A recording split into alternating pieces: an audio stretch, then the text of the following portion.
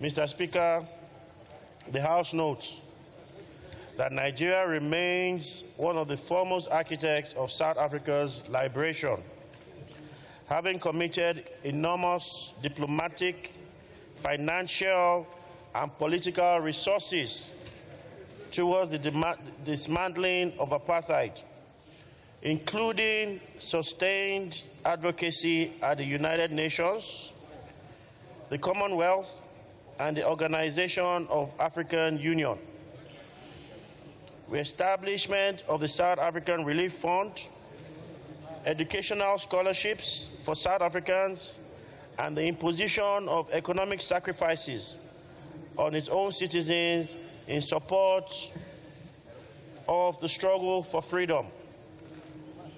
The House observes that notwithstanding this historic relationship, Nigerians residing lawfully in the Republic of South Africa have for nearly 2 decades remained recurrent targets of xenophobic violence characterized by killings, mob attacks, physical assaults, arson, looting of businesses, destruction of properties, forced displacements, intimidation, and hate campaigns, principally directed at African migrants.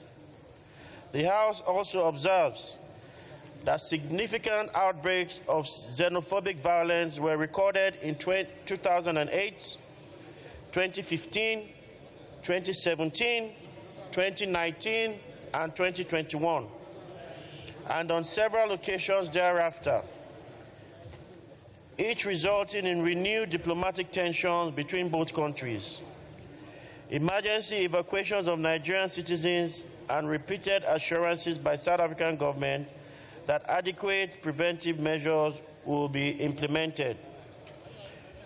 Aware that the recent resurgence of coordinated anti-foreigner campaigns and inflammatory rhetoric by groups such as Operation Dadula and similar organizations created widespread fear amongst Nigerian residents, with many reportedly abandoning homes, businesses, and investments while seeking emergency evacuation following threats and unlawful ultimatums issued against foreign African nationals.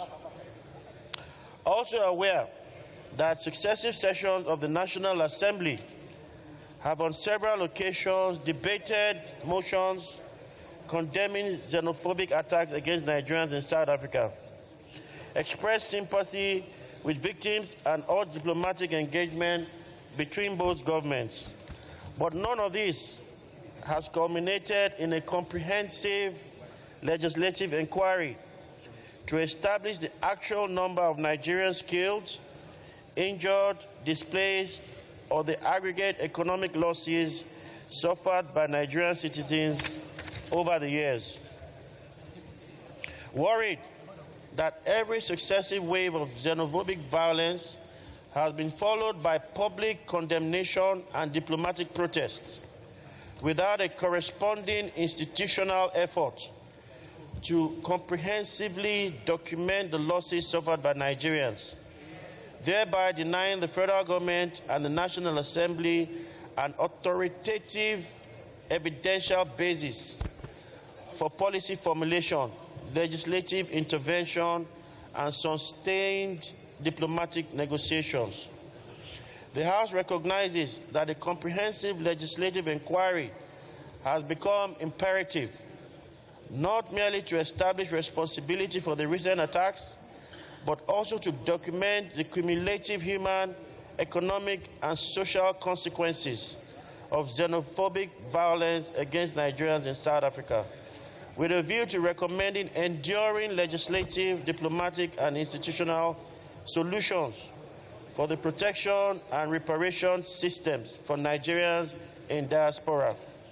Accordingly, the House resolves to mandate the Committee on Diaspora and Foreign Affairs to investigate the losses, damages, and casualties suffered, take inventory of property abandoned by Nigerians, arising from previous and recent xenophobic attacks in the Republic of South Africa, recommend appropriate diplomatic initiatives, legal mechanisms, and bilateral engagements to ensure accountability for perpetrators, enhance protection of Nigerian residents in South Africa, and ensure effective implementation of relevant international human rights obligations, and report within 4 weeks for further legislative action. I so move, Mr. Speaker. So I stand up once again to proudly second this motion, ably moved by Honorable Baba Jimmy Benson, and commend the 10th House for bringing it to our notion. The people of Nigeria and South Africa are in our thoughts. Thank you so much, Mr. Speaker. God bless. Any more amendments? No? Yes, Honorable Rotimi.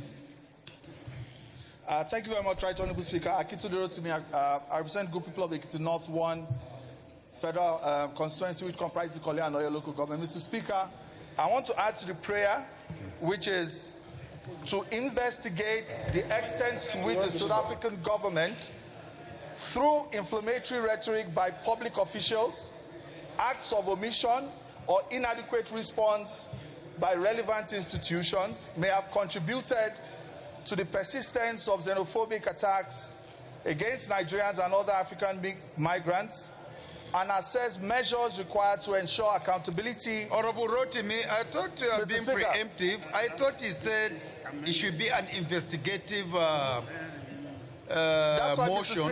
Mr. Speaker, I think that this amendment is very important to hold the South African government accountable. Their public officials are making inciting statements through acts of omission. They are indulging their citizens without holding them accountable. So we need to know, Mr. Speaker, the degree to which, yes, incited, the degree to which the South African government is also complicit. So that's what I wanted to couch in an addition to the prayer, Mr. Speaker. Any seconder to this additional prayer? Any seconder, please? Please, this is one of the most important business of the day in what I've seen in the other papers today. Mr. Speaker, it is very important that the House debate on this motion. But we did before. This is the second time we are bringing this. Mr. Speaker, looking at what the point he marshaled out from the prayers, Mr. Speaker, it is important we discuss on it. We Mr. don't Speaker, have the time, Honorable. We have so no, there many. are not to debate on and that. we had a motion 2 weeks ago on the same subject matter. Yes. And we had cause to discuss in detail. Mr. This Speaker, one I'm is so just out of passionate. respect that we allowed Honorable Jimmy to present this motion. Yes, Mr. But Speaker. it was already carried. We discussed this same subject matter 2 weeks ago. So Okay. please go ahead if you have any amendment. Okay. Go ahead and make one. Okay, Mr. Speaker, where I'm looking at is how to compensate those who have been repatriated from South Africa. Because I watched some video clip and see where the citizens of South Africans are looting the properties of these Nigerians. When immediately they left South Africa, it means their target was the business of our people in that place. Mr. Speaker, I'm from Southeast geopolitical zone. A lot of my people are affected on this. And they are calling our attention, the attention of government of Nigeria, to assist them. Because they left there empty-handed. So how do you come up with an amendment? Allow those things to be happening. South Africans have a lot of businesses in Nigeria. No one has monopoly of violence. Our people are lawful. And we should also encourage them to making sure that such thing did not repeat itself again. Mr. Speaker, that is why I'm so passionate about what happened. I understand. Mr. Speaker, I think the prayer said it all. Because when you look at the prayer, it says everything. Exactly. Even the amendments that all are, it has said all. So I don't think we need, when it is referred to the relevant committee, as you said, then they can deliberate more upon. Thank you, Mr. Speaker. Thank you for that observation. That's exactly what I wanted.